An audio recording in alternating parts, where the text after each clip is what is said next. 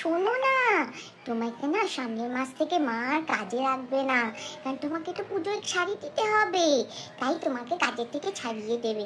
আর যে পাশের বাড়িতে একটা কাজের মেয়ে আছে না, ওখানে তো কালকে কথা বলতে গেছিল, ওকে 1 মাস আগে কাজে রাখবে, তাহলে ওকেও শাড়ি দিতে হবে না। এই প্ল্যানটা না মা কালকে বাবাকে বলছিল, আর বলেছে কাউকে বলতে না, তুমিও কিন্তু কাউকে বলো না।